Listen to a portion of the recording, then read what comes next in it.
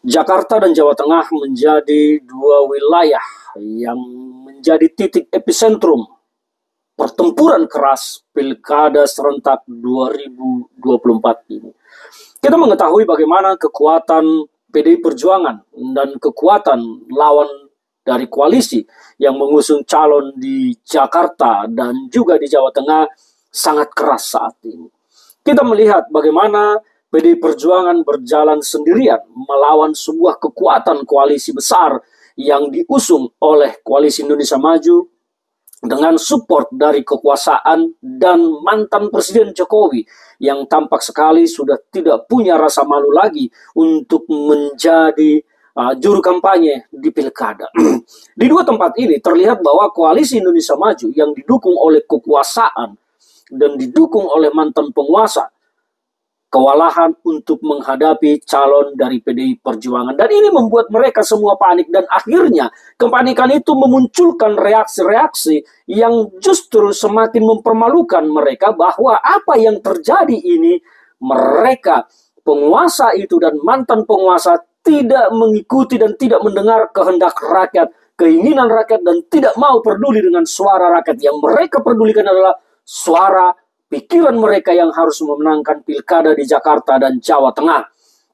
Saya ingin mengurai siapa sebetulnya yang paling punya kepentingan di Jakarta dan di Jawa Tengah. Kalau saya melihat secara faktor penguasa, Pak Prabowo Subianto dan Gerindra tidak terlalu punya kepentingan di Jakarta dan di Jawa Tengah untuk memenangkan Ridwan Kamil di Jakarta dan juga memenangkan Lutfi di Jawa Tengah. Ridwan Kamil adalah kader Golkar. Lutfi adalah bukan kader partai mana tertentu, tetapi memang diusung oleh koalisi. Bahkan yang lucunya, Bahlil Lahadilah justru turun kampanye di Jawa Tengah, tetapi di Jakarta saya tidak melihat Bahlil yang juga ketua umum Golkar, padahal di Jakarta kadernya Ridwan Kamil maju sebagai calon gubernur. Mengapa mereka memusatkan kekuatan di Jawa Tengah? Bahlil, ketua umum Golkar, turun ke Jawa Tengah, tapi tidak turun di Jakarta. Yang notabene di Jakarta adalah kader Golkar. Ridwan Kamil itu Golkar. Jawa Tengah Lutfi Yassin bukan kader Golkar, bukan kader Gerindra, dan bukan kader partai mana, tetapi tadinya adalah seorang polisi yang maju menjadi calon gubernur dan didukung oleh kekuatan Jokowi. Maka saya mengatakan bahwa di dua tempat ini, Gerindra dan Prabowo Subianto menurut saya tidak punya kepentingan tertentu untuk memenangkan pilkada di sini. Karena terlihat bahwa Gerindra lebih fokus di Banten dan di Jawa Barat yang memang dua-duanya adalah kader mereka. Maka sekarang siapa sebetulnya yang paling punya kepentingan di Jakarta dan Jawa Tengah? Yang paling punya kepentingan di Jakarta dan Jawa Tengah menurut saya adalah Jokowi. Jokowi dan antek-anteknya. Antek-anteknya siapa? Saya harus mengatakan seperti macam Bahlil, seperti Ara, Marwarar. Inilah mereka yang paling punya kepentingan di Jakarta dan Jawa Tengah. Tujuan mereka apa? The next 2029 mereka akan punya kekuatan untuk mendongkrak yang namanya Gibran Rakabuming Raka. Jadi yang punya kepentingan di sini adalah Jokowi. Ada dua motif. Pertama adalah motif dendam yang ingin dibalaskannya kepada PDI Perjuangan. Dan kedua adalah motif kepentingan politiknya untuk 2029 mengusung Gibran. Karena semua pun tahu, kalau analisis politiknya jelas, bahwa Gibran itu adalah sosok yang akan kesulitan untuk bertarung 2029 apabila dibiarkan. Saya orang yang meyakini bahwa Prabowo tidak akan mengajak Gibran lagi 2029. Dan akan mengajak orang lain sebagai calon wakilnya. Apalagi yang diharapkan oleh Gibran, tentu dia akan berjuang bagaimana supaya namanya elektabilitasnya terus tinggi sehingga bisa memaksa nanti Prabowo Subianto untuk mengajaknya kembali menjadi calon wakil presiden atau kalau terpaksa maju sebagai calon presiden. Inilah dua motif dari Jokowi. Makanya Jakarta dan Jawa Tengah itu bukan kepentingan Prabowo, bukan kepentingan Gerindra, tetapi kepentingan dari Jokowi. Kenapa Pak Prabowo dan Gerindra terlihat mendukung? Wajar saja. Tidak ada yang aneh di sana. Prabowo Subianto mendapat support dari Jokowi sehingga memenangkan Pilpres 2024. Maka kalau sekarang Jokowi menuntut balas jasa, wajar saja lumrah.